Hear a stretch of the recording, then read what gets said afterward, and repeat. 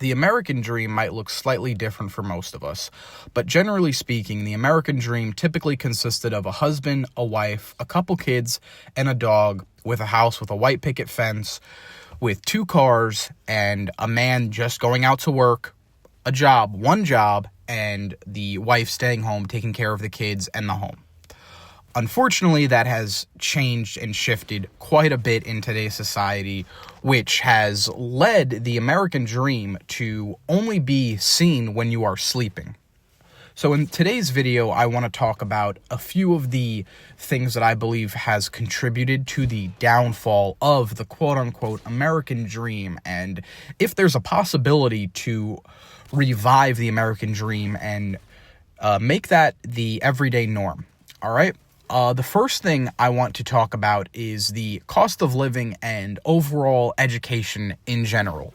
So, yes, it's no secret that inflation has completely destroyed the cost of living, making both parents have to work, and even some parents having to work multiple jobs, and it's very difficult. And this was very designed, in my personal opinion, from the research I've done and just from my observations of the world.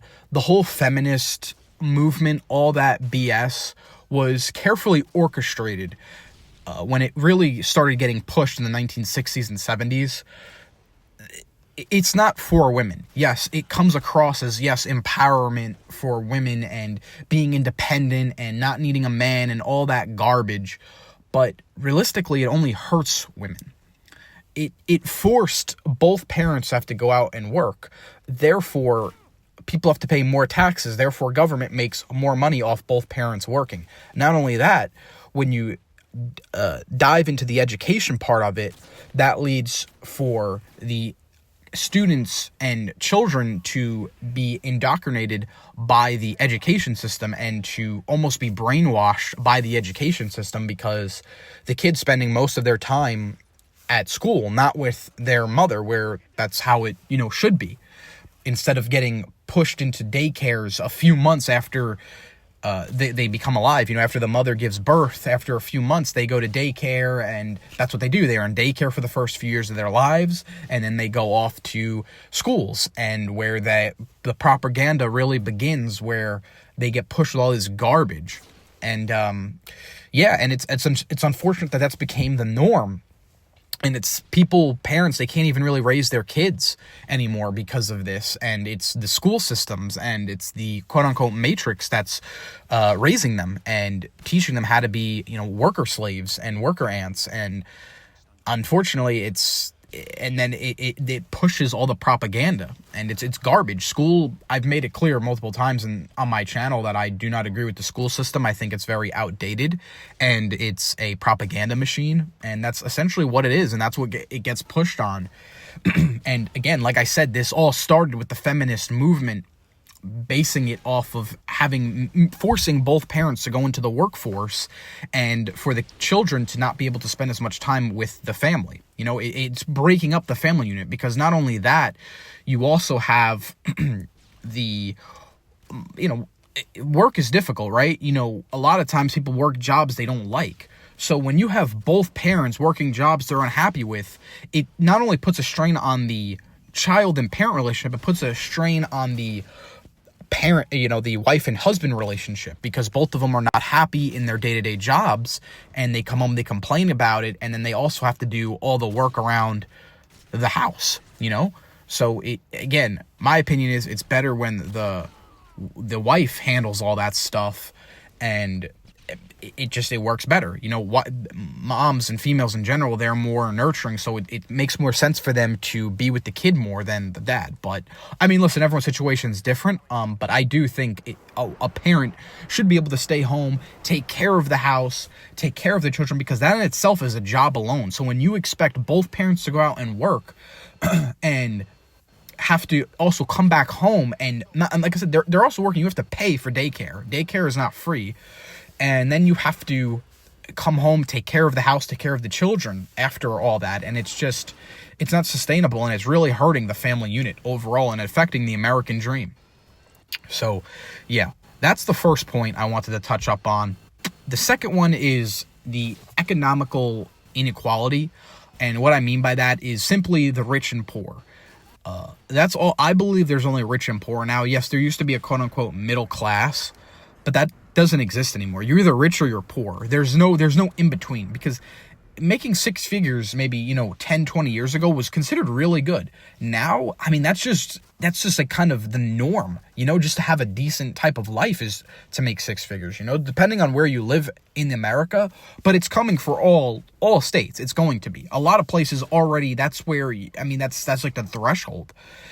When homes are all $1 million, or the cheap homes are $500,000, $600,000, $700,000, $800,000 homes. It's ridiculous, And when you want to have a family, you want to have a couple kids and a yard and all this stuff that, you want to have, the quote unquote American dream shows, it's very difficult. And when that gap between rich and poor is continuing to stretch from one spectrum to the other, it's going to be harder and harder for the average person, for the average family to survive and have a good life. And it's almost impossible for me to stop it. I mean, listen, I'm just a guy with a YouTube channel. There's only so much that I can do. I mean, there's really nothing I can do in the grand scheme of it all. And it's very frustrating to see, but I don't know if there's really a light at the end of the tunnel. It just seems like it's getting worse and worse. And listen, I hope somehow it can even itself out, but I don't think the middle class is ever coming back. You're either going to be rich or you're going to be poor, and I think that gap is going to steadily increase as the years go by. And that'll bring me into my next point, is the house prices, the housing market. It's no surprise that has been completely destroyed and gutted, especially those last 5 years. Shout out to COVID. The hyperinflation, and it is just destroy. I mean, it's just, you can just look at homes, what they sold for 5, 6, 7 years ago. I mean, you can even go 3, 4 years ago, and these house prices have like doubled, and it's insanity, and it feels impossible. Right now I live in an apartment. My dream is to have a home one day, especially because I have a family right now, but it just seems so impossible to get to, unfortunately, especially in my situation. I'm the one that works. My wife, she stays home, fiance, she stays home with the kids or my daughter. And, it works for us right now, but how sustainable is that? Only time will tell. And it's, when you want to improve in life and you want to continuously grow and add to your life and to the family, it's very difficult. With the house prices, the American dream, that was the whole thing. People buy their house right in their early, 20s, and they get their house, and that's their forever home. That's the house they stay in for the rest of their lives. They buy that in their 20s. And even the first house I'm going to buy, I'm hoping to do it in my 20s, probably in my later 20s. But even that house, I don't know if that's going to be our forever home. We'll probably have to upgrade that, and get a bigger house. I mean, that's what most people do. They buy their home and they have a few different homes before they even get to their forever home. So it makes it very difficult. And yes, back in the 60s, 70s, when the American dream was booming, people bought a house for $50,000, $100,000. I mean, it's not comparable. The world has completely shifted and changed, and you cannot compare the American dream from back then, 50, 60, 70 years ago, to today. It doesn't exist, unfortunately, anymore. This is why the title of this video is, you have to be asleep to live the American dream, because it simply just does not exist.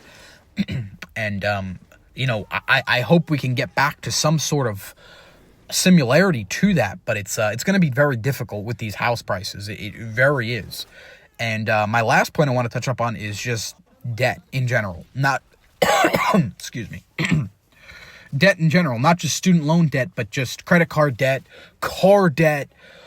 A car payment is considered debt. I know people, it's normal. Even mortgage is a debt. And unfortunately, a lot of these things, student loans, car payment, house payment, it's all considered to be normal in today's society, but it's still considered debt. And when you are so consumed with debt, it's so hard to get ahead, because ideally you want to be able to save money. But when you have so much debt, you have to pay debt monthly. So all that, that takes from your paycheck, that takes from your weekly or bi-weekly check, or whenever you get paid, monthly even, it's taken from you because you have to pay off all this debt. And it's just like a never-ending snowball of it. Because again, they've tried to normalize debt, and then with these insane interest rates that you have to pay, it's so hard to get ahead, and this makes it even more difficult to live the quote-unquote American dream. And debt is a huge part of it, and it's just it's weighing us all down. And you look at America, there are trillions of dollars in debt. Debt has become so normalized in America, and there's really no way out of it. I don't know what America's going to do to get out of their debt. They can print more money. That's great, but it's just going to raise inflation. It's going to make the dollar less and less valuable. And as we see this happen in real time, sorry, still getting over my cold. But yeah, we've been seeing it happen in real time with the hyperinflation just over the last 5 years alone, and it's been insanity.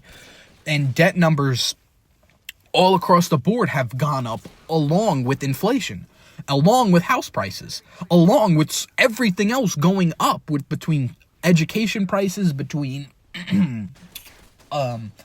grocery prices, anything. Everything is just, seems like there's there's no light at the end of this tunnel.